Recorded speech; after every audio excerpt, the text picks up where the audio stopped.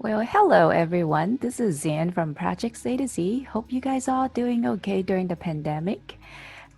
First of all, thank you for liking or even disliking our videos. All we're trying to do is make some videos that can possibly maybe help some of you on your restaurant project. All right, so let's dig in. Today, we want to make a short video showing you how to lay out a basic bar. So there are many different types to lay out a bar. So I'm just giving you some really basic information today. First of all, the first thing I like to emphasize is the distance in between the walkway. Minimum should be 3'8", and that's per the American Accessibility Code. So the minimum is 3'8". All right, that's the minimum. Now, if you want to go a little bit wider, I would advise maybe 4 feet, but nothing wider than that. Otherwise, it would be inefficient. Because if so, the bartender would have to take like 2 steps instead of 1 to reach the back. So more space isn't always the better. I would advise anywhere between 3'8" to 4 feet. All right, so what you see here is an allocated area for a wheelchair accessibility area. It should be about 5 feet, okay, 60 inches, the minimum for the width of the ADA counter. And this portion of the counter should be lower at 34 inches high, while the rest of the bar should be 42 inches high.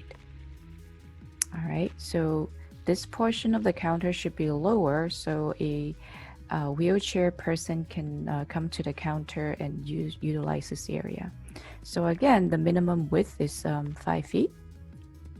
All right, and the knee space for the wheelchair is 19 inches, a little bit deeper knee space for the wheelchair. For the regular counter, the minimum would be 12 inches. And if you like it to be deeper, 18, so anywhere between 12 to 18 inches of knee space would be good for the bar. And the purple lines you're seeing here is a 5-inch deep wall. So this is where all the plumbing, the pipes, and the electrical would go. And from the outside, you would see, we call this a bar die. This is where you probably would install the hooks for the bags and the tiles and things like that. So you would have a wall here, and it takes about 5 inches. Yeah, it does take space. Okay, and the inside of the bar, maybe another 12 inches. So the overall counter, if you add it up, maybe about 30 inches, both counters. Okay, and the overall width of the bar, maybe no less than 9'4". Yeah, 9 feet 4 inches would be probably the minimum, considering you have equipment in the back and equipment in the front, and also the clearance in between, plus the pony wall and some knee spaces here and there. So yeah. All right, so let's cover the equipment I put in here. So let's count. This is a 1, 2, 3, 4, 5, 6, 7, 8, 9, 10, 11, 12, 13, 14, 15. Yeah, you see 15 seats here, but in reality, I would say you can fit about 19, 17, 19 if you really pack it nicely and around the corner too. And don't forget to leave a little gate for, going in and out of the bar. Now, this is a very basic layout, okay? If you like any other accessories, we can cover in a different video. So I pack all the stainless steel equipments in the front because usually they don't really look that good, right? So all the sinks and stainless steel and glass storages in the front, and the back bar coolers in the back, okay, because they look better, right? You don't want the sinks to be in the back. So usually you see the equipment pretty nicely packed in the back. And this is a Caturator for those of you who does not have space for walk-in cooler. Caturator is a pretty good choice. Let me show you what I meant for that. So these are the back bar cooler. You can choose glass door or not glass door. Yeah, but glass door makes it easier for your bartenders to see what's inside. Okay, and actuators are for draft beers. Okay, and definitely there are combinations. Um, yeah, it depends on your need. Okay, so the kegs for the draft beer packs directly below, so you wouldn't need a separate walk-in for the kegs. Okay, and depending on your need, you can get a 2-door, 3-door. And if you're only serving maybe a couple draft beer, not a huge amount, you can get a single door, and maybe you can find space. Usually it's easier to find space for a single door. If you put it, if you want it in the front counter, a single door, you can probably find space. But if you want to fit a 3-door in the front, again, you can do that. I don't see a problem with that. But usually the front, you would be packed with other stainless steel equipments. Okay, so that's what I put in here, a actuator in the back. And now you probably ask, what about storage for the mugs and things like that? Yeah, that would be custom design, right? You can have a frost, a glass froster, like under counter cooler. You can put the mugs in the back. If these are back bar coolers, you can put the mugs in the back, or you can have a individual storage refrigerator for the beer mugs. Yeah, that's up to you. Okay, so let's cover what's in the front. Here I have 2 blender stations, which are essential if you serve cocktails. Some people call that cocktail station or blender station. And if you just Google that, this is pretty much all you need. If you're designing from scratch, I think this is pretty versatile. It has everything that you need for mixing cocktails, right? There's an ice bin, built-in ice bin, speed rail for the cocktails. For the most common usually used ones, right? More cocktails, more liquors you can put in the back bar with a separate storage area, but the mostly used, you can put it here. And syrup bottles, and then a little space for the blender. So this pretty much has everything that a bartender would need for making cocktails.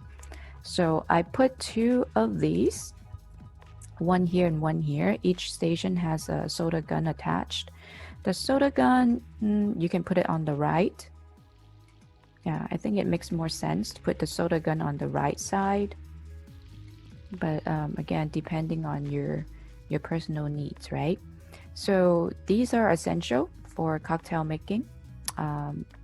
You would want to think about how many bartender you're going to have and give them each one station.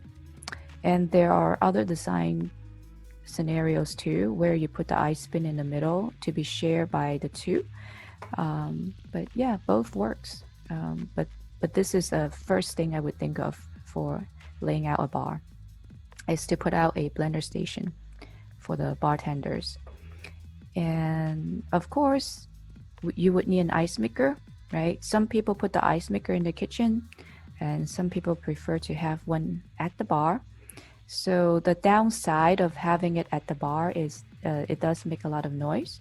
So I still recommend putting the ice maker in the kitchen, and you would load the ice to the ice bin each time, each day, to basically load up the ice when you need. Okay. And the next big thing that you would need at a bar is storage. Let me show you. All right, so here is a stainless steel cabinet for glassware storage. So I think these are pretty versatile too. Traditional bars, you would see glasses hung like as display, but they're not that functional. For more contemporary bars, you don't really see glasses hung like that. And it does make sense to store them in a stainless steel cabinet such as this one. And if you want more liquor storage, this is a pretty good piece of equipment for storing liquors in the front of the bar if you don't like to display them in the back. But yeah, I would place a couple of these, or as many as possible for all the rooms available in the front, so the glasses are not visible to your patrons, but they are reachable and easily accessible to your bartenders. So I would put a couple of them in here. And the last thing I'd like to talk about today, maybe the last couple of things, is the glassware washer, pretty much a dishwasher. Yeah, if your bar is pretty close to your kitchen, especially the dishwashing area, then you wouldn't need a separate dishwasher at the bar. But it depends on the logistics of your space, right? So you might think about having a dishwasher at the bar if the dishwashing area is kind of far from the bar and things like that. And lastly is the 3-compartment sink. Whether you like it or not, even you have your sinks already for the bartenders for hand washing, 3-compartment sinks are required by a lot of the health departments. They are for sanitizing purpose for your knives or for your utensils. The dishwasher is actually not required. Dishwasher is not required. It's an optional for the health department. But the 3-compartment sink, it's usually required. But check with your local health department to make sure. Yeah, so, and I like to always tuck it in also in the front so it's not visible from the back. So your patrons don't see all the mess pretty much in the front. They are seeing some nice keggerators and back bar coolers in the back. And that's all I have for you guys today. It's very basic, and again, this is not the textbook formula for bar layout, but I just like to cover the most basic and some dimensions here and there. Okay, if you have comments and questions, please feel free to post and I'll try my best to answer you guys. All right, again, wish you guys the best, and like to make another video to cover other layout problems and yeah, other things, other goodness in the future. All right, take care guys, have a good day.